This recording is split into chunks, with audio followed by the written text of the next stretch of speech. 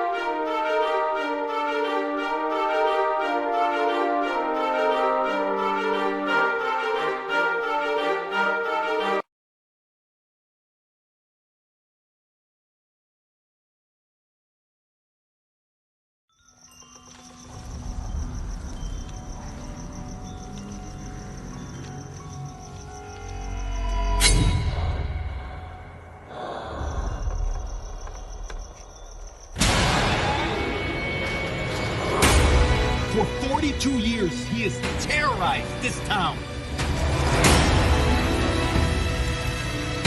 Tonight, it ends.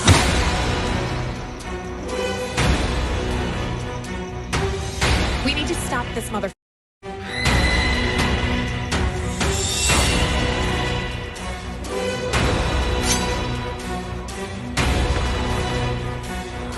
We need a plan of attack. We have to get these people out of town. How can he still be alive? This is Officer Williams. Our night isn't over yet.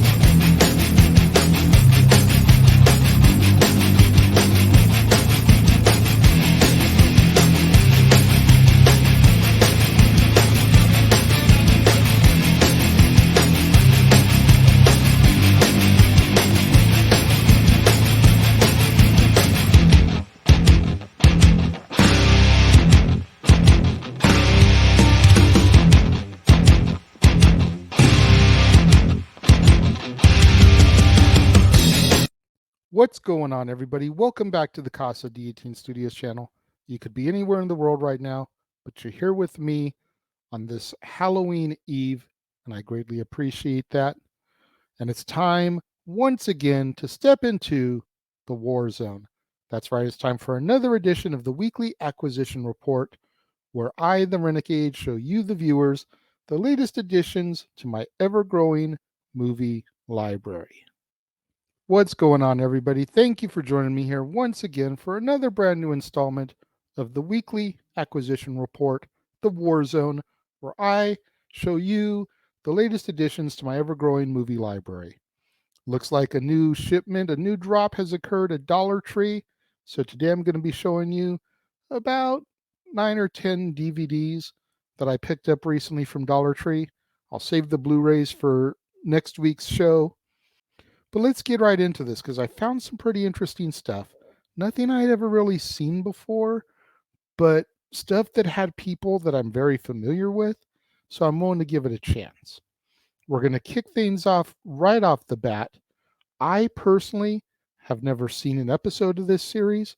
I am not a Doctor Who fan. My girlfriend is, though. I found the complete 10th season, part 1 and part 2 of Doctor Who at Dollar Tree. Now, I've been told personally that this is not the best Doctor that there is, but you take what you can find when you can find it. So to find both parts, the complete season, $2.50 total, because $1.25 a pop at the Dollar Tree, that's something you got to jump on. I am curious to start watching it and kind of see what Doctor Who is all about. Like I said, my girlfriend is a huge fan of it. So if she likes it, I'll probably enjoy it. Give it a shot.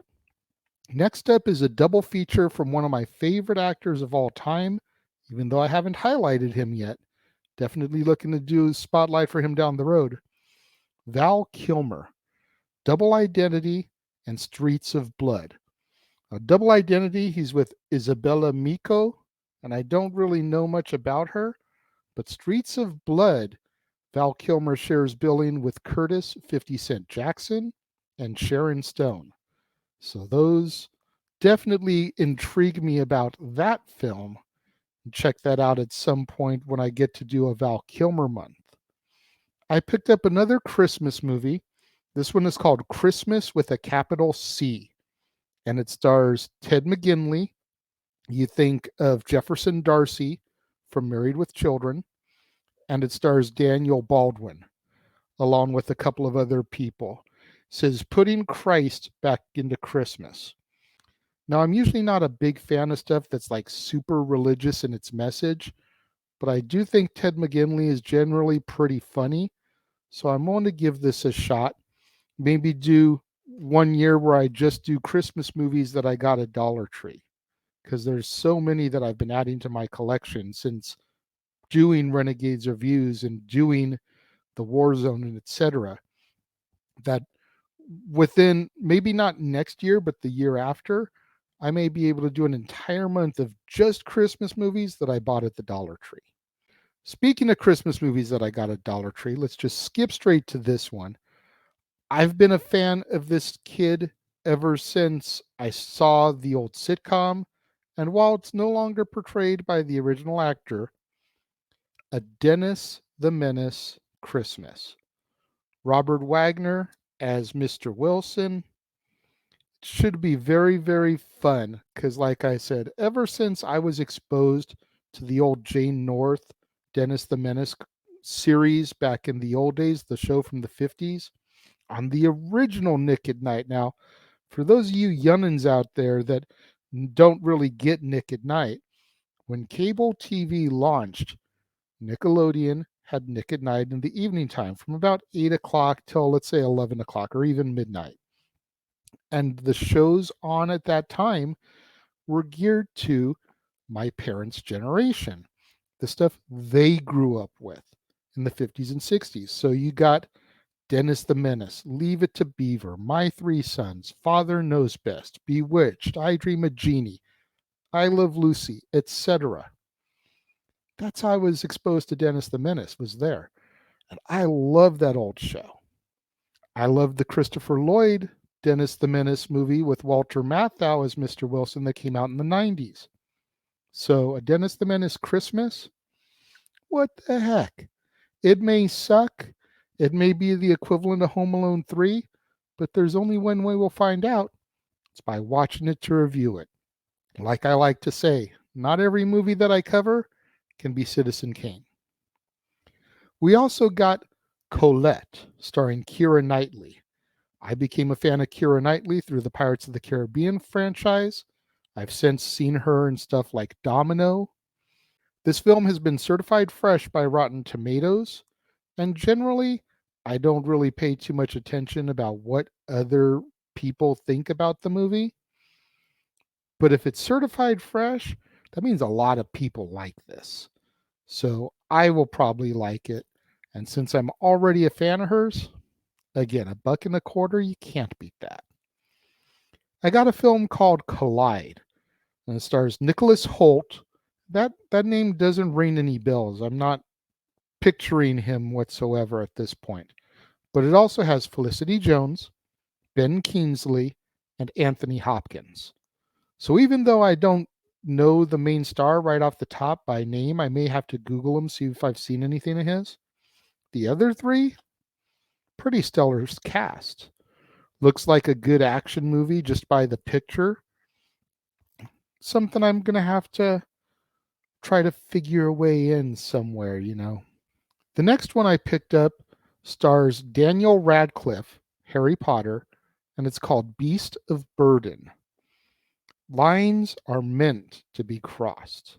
Now, Daniel Radcliffe has impressed me a lot lately. I've never really seen the Harry Potter movies. I know that shocks people.